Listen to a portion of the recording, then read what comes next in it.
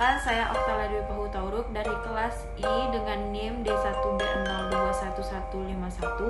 Di sini saya akan menjelaskan beberapa ilmu yang telah disampaikan di kuliah umum pelajaran agama Islam tadi siang. Pertama-tama, wawasan kebangsaan dan keagamaan kaum muda yang modern.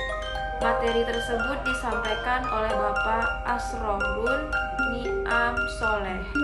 Pemuda adalah warga negara Indonesia yang sedang masuk dalam pertumbuhan penting yang umurnya berkisaran dari 16 tahun hingga 30 tahun.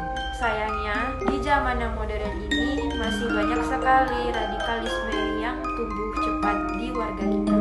Berikut data persen radikalisme yang telah diberikan Bapak Asrorun. 11% pelajar atau mahasiswa mendukung ISIS. 39% mahasiswa di 15 provinsi terindikasi tertarik paham radikalisme. 50% pelaku teroris berusia 18 hingga 30 tahun.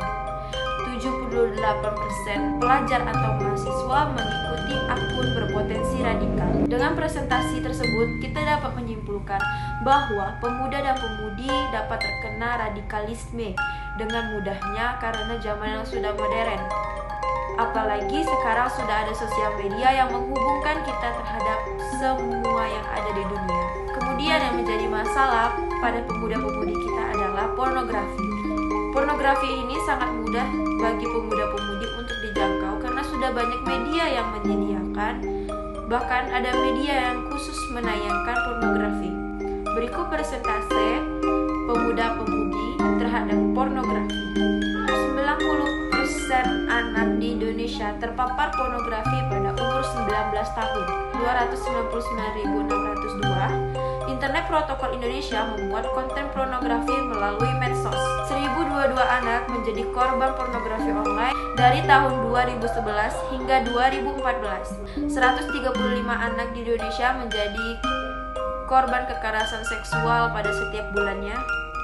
10.205 kasus kekerasan seksual yang dilaporkan, 25.000 aktivitas pornografi di internet setiap harinya. Dari sini pun kita dapat menyimpulkan bahwa pemuda dan pemudi Indonesia belum memahami agama dengan betul.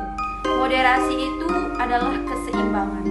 Karena jika kita memiliki keseimbangan, maka kita memiliki iman yang lebih teguh dan menjauhi hal-hal yang buruk untuk diri kita. Ajaran Islam yang dituntut sebagai ajaran universal memandang manusia dan meletakkan manusia di harkat martabat yang paling mulia.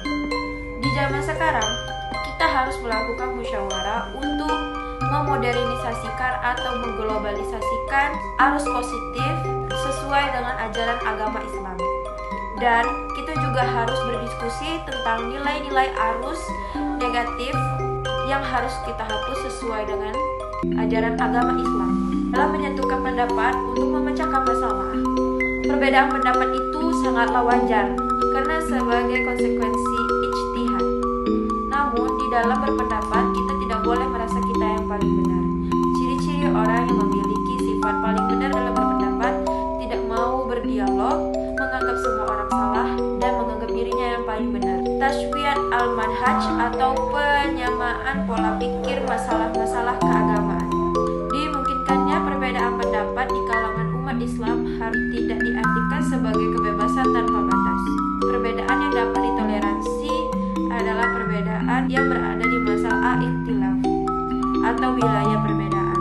Sedangkan perbedaan majaj di luar al-ikhtilaf tidak dikategorikan sebagai perbedaan wilayah, melainkan penyimpangan. Dalam menyikapi masalah-masalah yang menyimpang, sebaiknya diupayakan mencari titik jalan temu untuk keluar dari perbedaan dan menemukan kesamaan. Masal ikhtilaf adalah suatu wilayah pemikiran yang masih berada dalam koridor ma'ana alaihi wa asyabi, yaitu faham keagamaan ahlus sunnah wal jamaah dan pengertian yang luas.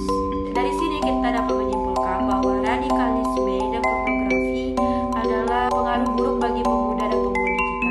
Maka dari itu, kita sebagai pemuda-pemudi sadar akan hal itu dan merubahnya, atau mengajak orang yang sudah melakukan hal keburukan itu untuk menemukan jalan titik temu untuk dekat kembali kepada Allah. Memang sulit dalam mengajak orang dalam kebaikan, namun setidaknya kita sudah mengingatkan, karena sebagai umat